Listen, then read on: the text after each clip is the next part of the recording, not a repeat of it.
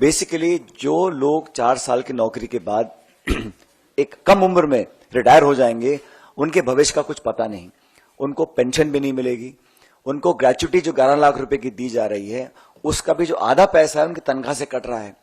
तो कहीं ना कहीं ये कॉस्ट कटिंग के चक्कर में हम लोग अपनी सेना की भर्ती की जो प्रक्रिया है उससे खिलवाड़ कर रहे हैं। सबसे महत्वपूर्ण बात यह है जिसके बारे में आपको दीपेंद्र जी बताएंगे, जो राज्य ऐसे हैं जहां सबसे ज्यादा भर्तियां होती हैं, जहां लोग बहुत चाव से, शौक से और एक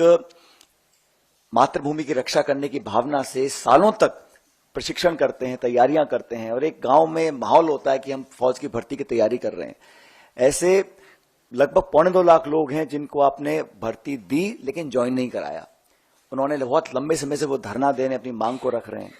हम लोग कहना चाहते हैं कि अगर ये भारत सरकार G20 पे 4100 करोड़ रुपए खर्च कर सकती है, प्रधानमंत्री के हवाई जहाज के लिए 8400 करोड़ खर्च कर सकती है, सेंट्रल विस्टा प्रोजेक्ट के लिए 20,000 करोड़ खर्च कर सकती है और इस वर्ष सरकारी इश्तिहारों के लिए 6,500 करोड़ खर्च कर सकते हैं, तो मैं मानता हूं कि हम लोग सिर्फ पैसा बचाने के लिए अपनी भर्ती की पूरी प्रक्रिया से खिलवाड़ करें। ये भविष्य के लिए, हमारी आंतरिक सुरक्षा के लिए, हमारे भारत की इंटेग्रिटी सिक्योरिटी के लिए कहीं ना कहीं चैलेंज बन सकता है। तो हम तो आग्रह करेंगे कि लोगों को नौकरी दी जाए जिन्होंने सारी परीक्षाएं पास करी थी, लेकिन अग्निवीर के माध्यम से, अग्निपथ योजना के माध्यम से जो बहुत बड़ा खिलवाड़ हो रहा है, देखिए भारत की जो सेना है उसके शौर्य को, उसके पराक्रम को, उसकी मेहनत और जाबाजी जो हमारे सैनिकों के पास है उसका कोई सानी नहीं है। We are one of the finest fighting forces in the world. Our armies and our defence forces are second to none, but their valour, their strength and their dedication to the nation should be regarded and respected for future generations. And we all feel that by compromising on the process of recruitment of the armed forces, it may not argue well for our future and for the families of those people who have willingly dedicated their lives to the service of the nation.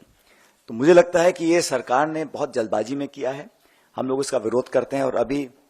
जो राष्ट्रीय अध्यक्ष खड़गे जी हैं, मल्लिकार्जुन खड़गे साहब, उन्होंने राष्ट्रपति जी को चिट्ठी लिखी है जिसके बारे में आपको अभी बताया जाएगा। लेकिन हमें मानते हैं कि जो भर्ती की प्रक्रिया है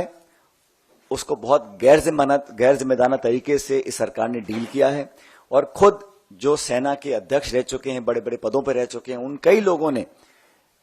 इस पर अपनी आपत्ति जाहिर करी है। तो कांग्रेस पार्टी उन नौजवानों के साथ है जो भविष्य में सेना के अंदर अपना भविष्य देखते हैं, उन सब लोगों के साथ हैं जो हमारी वर्दी पहनकर सरहदों पर खड़े होकर देश की रक्षा करते हैं। लेकिन भारत सरकार को इस प्रकार की स्कीम नहीं लानी चाहिए थी, हम इसके विरोध में हैं। और सबसे पहले हमारी मांग ये रहेगी कि जिन लगभग 2.25 लाख लोग ऐसे हैं जिन्होंने सारी परीक्षाएं पास करी थी, उनको सरकार ने अभी तक ज्वाइन नहीं कराया है।